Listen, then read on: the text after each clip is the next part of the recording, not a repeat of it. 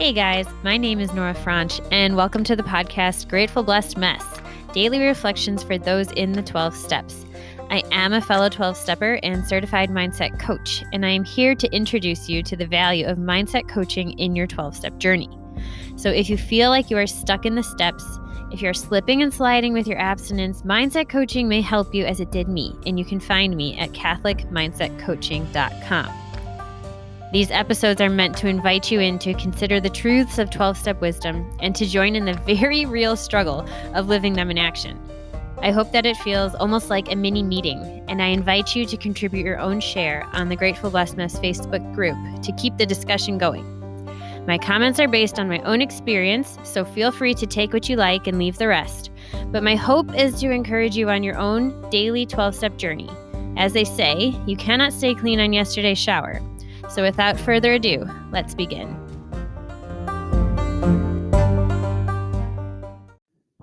Hey guys, we're reading today from Daily Reflections, page 130, the excerpt for May 1st, Healing Heart and Mind.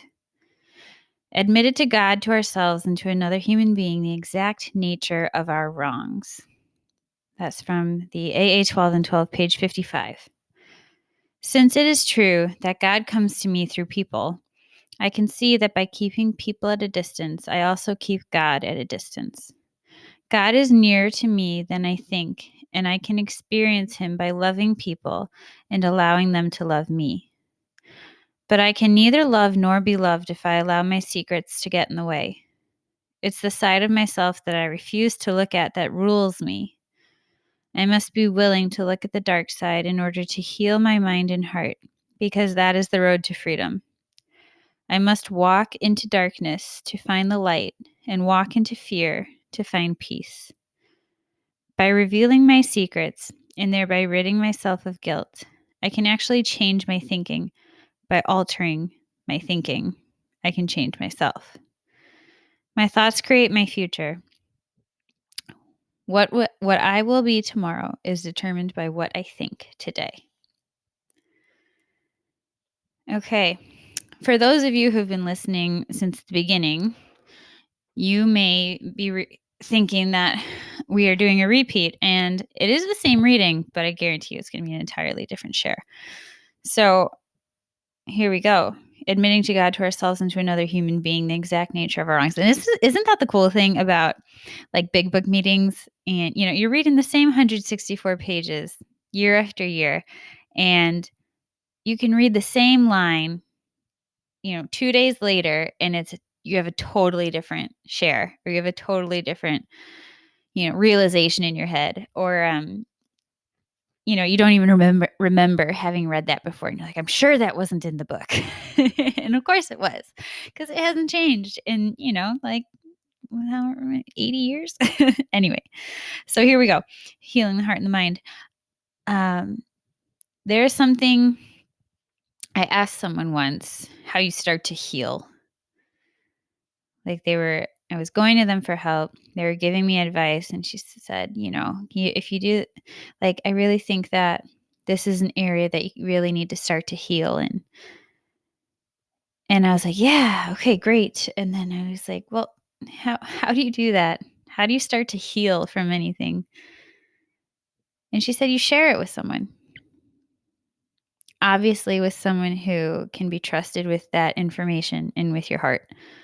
But sharing our experiences with another human being who we can confide in and trust, such as our sponsor, is huge in allowing us to heal from our wrongs, from our past experiences, from wrongs we've committed in reaction to or as a result of our past experiences.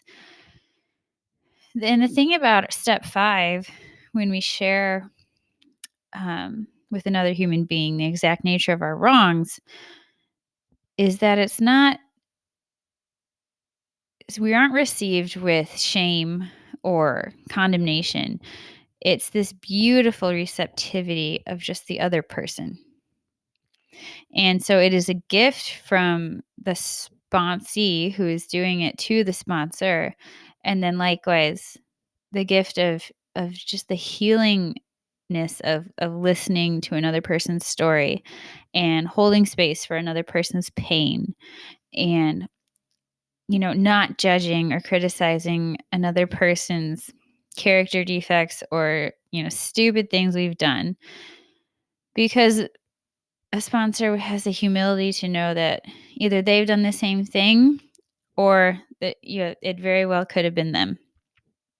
And so there is healing in being received, in not being judged, and in getting to share yourself and those parts of you that you don't think or you didn't think were good enough to be seen by anybody.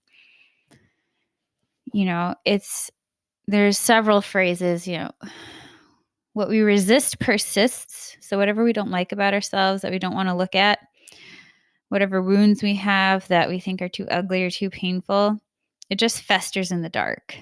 And my disease lives in the dark. It's the 12 steps, step 4, step 5, or redoing it through step 10. We get to shed light on the things that feed our disease. It is the stuff we keep in the dark that metabolizes our addictive behavior and gives strength to our disease. It's like a parasite. It feeds on the stuff that we keep in the dark. And once we bring it to the light and start to heal that way, which you will start to heal if you start to bring that stuff up. You might not even know what it is right now because your brain won't even let you look at it. But stay in the program, stay in the rooms, do your step work, do it again if you need to, or again and again, like me. And you will start to experience the reality of giving less power, less fuel to your disease, and you will start to heal. And you will start to have freedom around your addiction. So it says here, it's the side of myself that I refuse to look at that rules me. Whoa. With that, I passed.